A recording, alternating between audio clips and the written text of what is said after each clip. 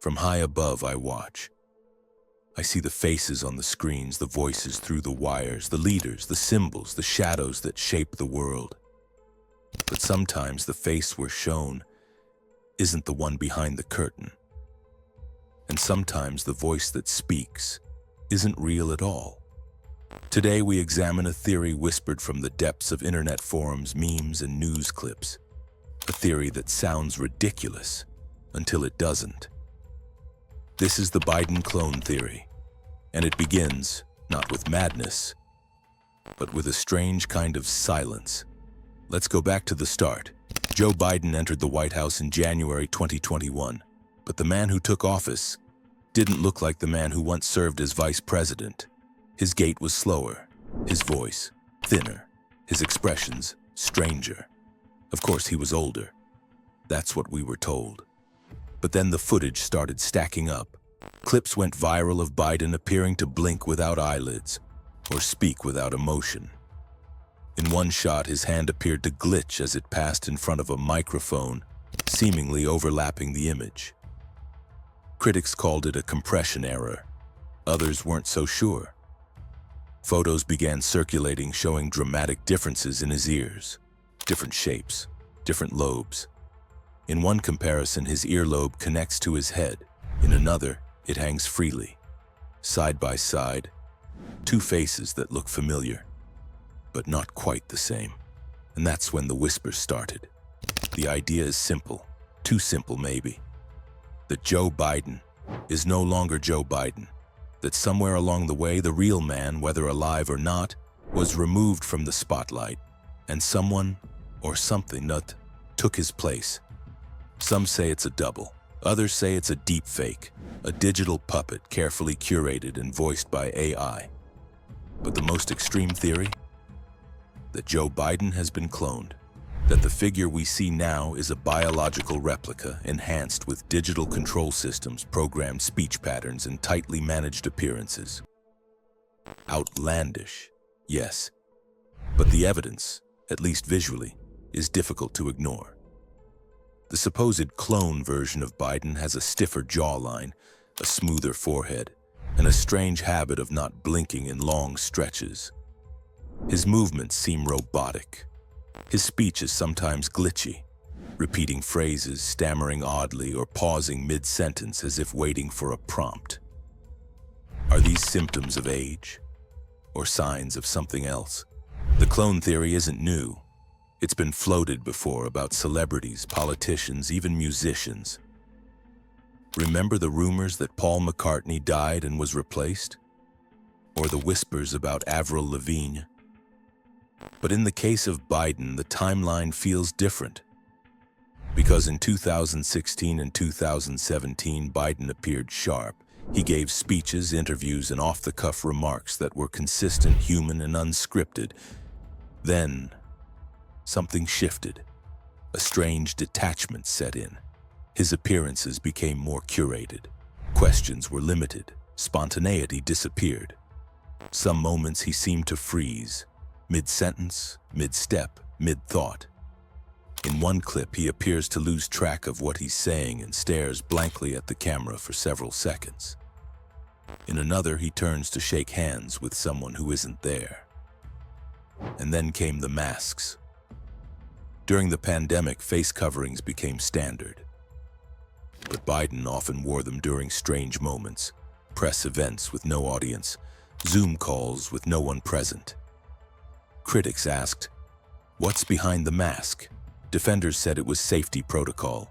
Theories said it was concealment. But there's more. Documents and reports have circulated for years about government-funded experiments into cloning and synthetic biology. DARPA, the Pentagon's Advanced Research Division, has openly funded work on bio-enhanced soldiers, artificial DNA strands, and programmable matter. In 2018, an article from the Defense One publication revealed a project called Biocomputer Interfaces, where real-time genetic editing was explored to enhance performance. And that's only what's been made public. What lies behind black-budget doors is rarely revealed. So if cloning were possible, if a public figure could be replaced, who would know? And if it happened, how would you prove it? You wouldn't, because you wouldn't be allowed to. Here's what believers of the Biden clone theory say. They claim that at some point between 2018 and 2020, the real Joe Biden was removed, either due to health reasons or political strategy. What replaced him was a mix of doubles, digital deepfakes, and eventually a biologically engineered version controlled by remote handlers. They point to the sudden shift in demeanor, the tight scripting of his appearances, and the use of green screens, strange angles, and limited press interaction. Some go further, claiming Biden's recent actions, blank stares, confused walks, missed cues, aren't mistakes at all. They're glitches, signs that the system is breaking down, that the clone, the deepfake, or the digital puppet is malfunctioning, and that whoever is really in control is losing their grip. Of course, the mainstream narrative is simple. These are conspiracy theories. Biden is old, they say, that's all. But age alone doesn't explain disappearing wrinkles, or shifting ear shapes, or voices that change register in the same week, or why his eyes are sometimes blue, sometimes hazel, sometimes almost black, or why the world's most powerful man occasionally appears to wander a stage with no direction, no cue, and no explanation. Is that forgetfulness? Or is the program losing sync?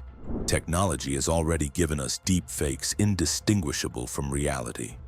Voice AI tools can now mimic anyone with less than 3 minutes of audio. Synthetic flesh, animatronics, and smart prosthetics can pass in high-definition lighting. So the question isn't whether it's possible to fake a public figure. The question is whether it's already happening. And if so, why? Why would anyone want to replace a president with a copy? Some say it's control. A real person can go off script, a real person can rebel. But a synthetic controlled version? That's manageable, programmable, predictable. Others suggest something more sinister, that the real Biden may have known something he wasn't supposed to share. That removing him was the only way to keep certain operations moving forward, that in exchange for silence, a replica was given the stage.